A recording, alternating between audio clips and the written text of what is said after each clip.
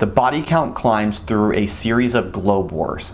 Emergent Planetary Commercium trashes the Holy Roman Empire, the Napoleonic Continental System, the Second and Third Reich, and the Soviet International, cranking up world disorder through compressing phases. That's out of Meltdown by Nick Land. So the first question one will probably want to ask about this line is, why does Land speak of quote-unquote globe wars when some of these examples are clearly only regional? So, for instance, the Holy Roman Empire was not global. It was not even really an empire. I think it was Voltaire who famously said that it was, quote, neither holy nor Roman nor an empire. The Napoleonic conquests were impressive, no doubt, but they were only European at best, or Eurasian at best. Obviously, they stopped at Russia. Land says globe wars because each of these conflicts were really wars against a kind of planetary outside. A planetary outside which is still not well understood by many scholars or historians. The way that I think about it is that all of these conflicts that he cites were really efforts by human beings to harness a kind of explosive global process. A process that appeared very obscurely and uncertainly during the Renaissance.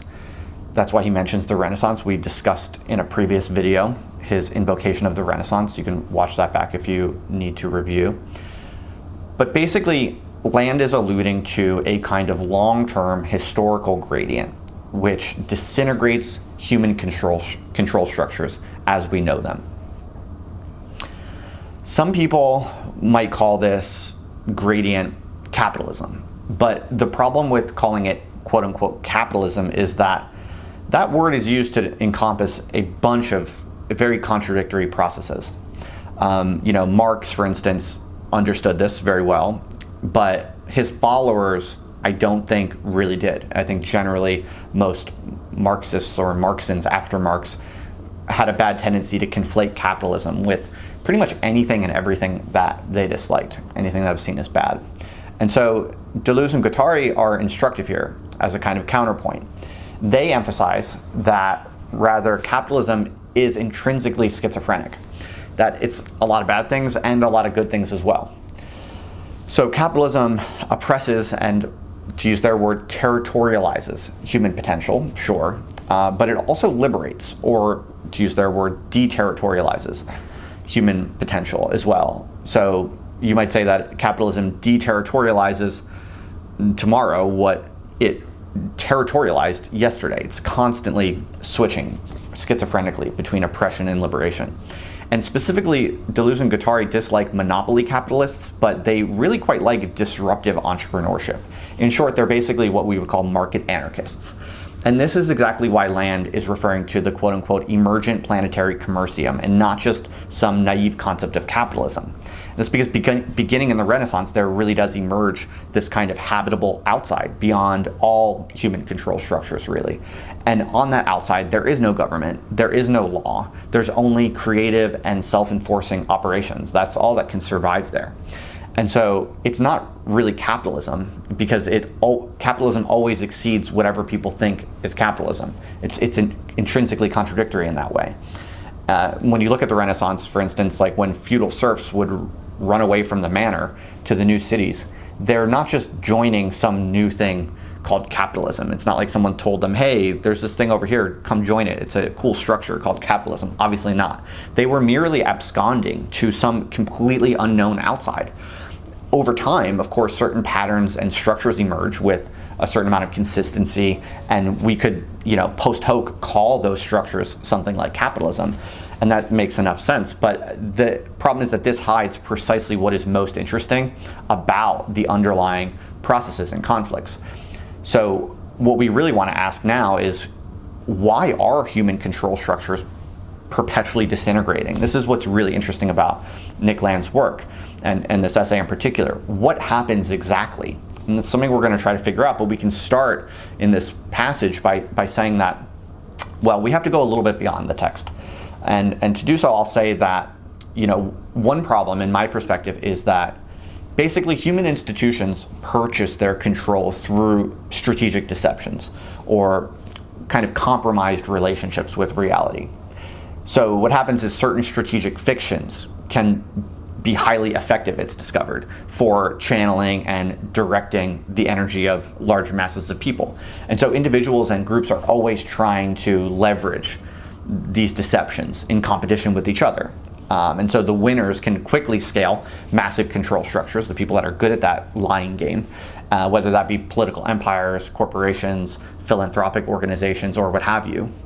You know, these are big, powerful insides, if you will.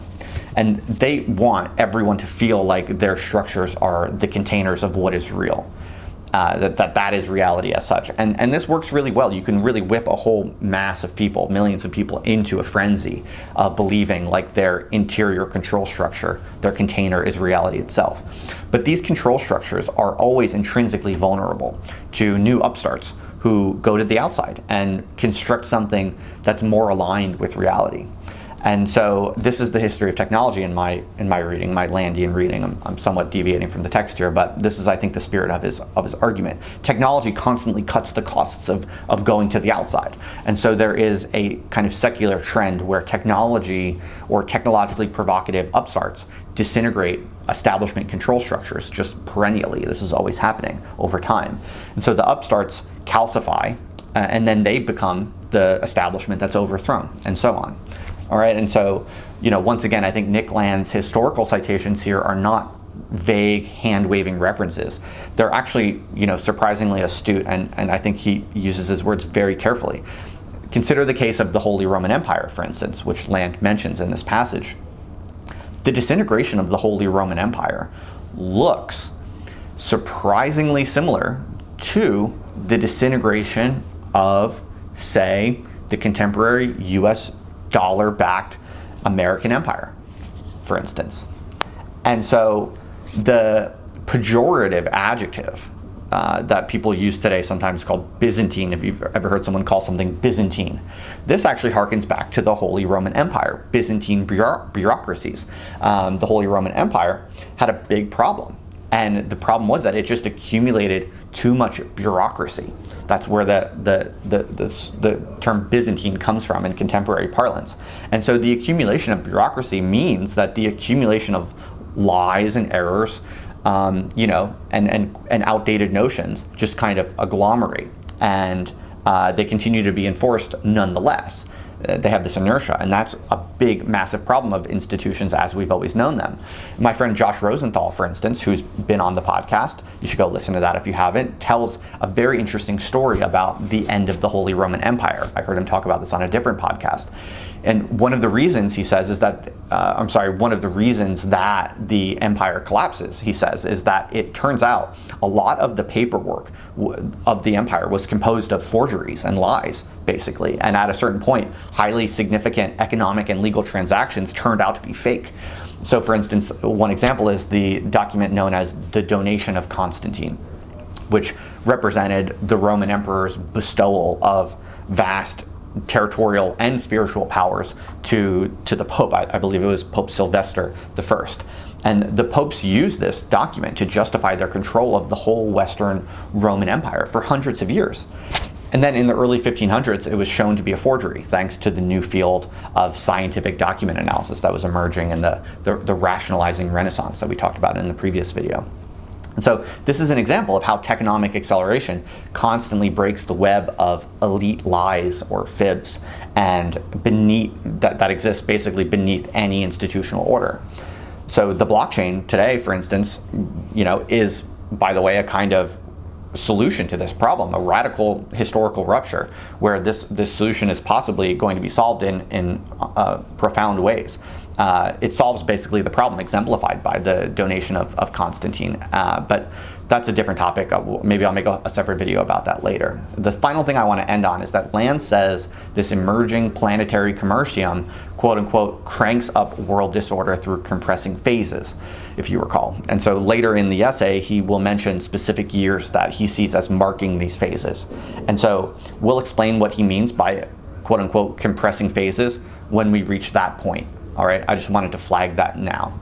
He actually gives years later on, and we're going to look at what those years mean in a future video. So that's all for now. If you took something from this video, I just want to ask you to subscribe to the channel, because there are more videos like this to follow. I'm pretty sure. I'm having fun with these and people seem to really like them, so I think I'm going to keep going. And also, I'll just let you know that I will email some written notes and possibly some additional readings based on these videos right now that I'm doing to anyone who wants to just go drop their email. I just made a little website at nicklandcourse.com. So that's just nicklandcourse.com. Drop your email and I'll send you some notes and some additional reading suggestions and stuff like that at some point when I get around to it. All right. Thanks for listening. I appreciate it.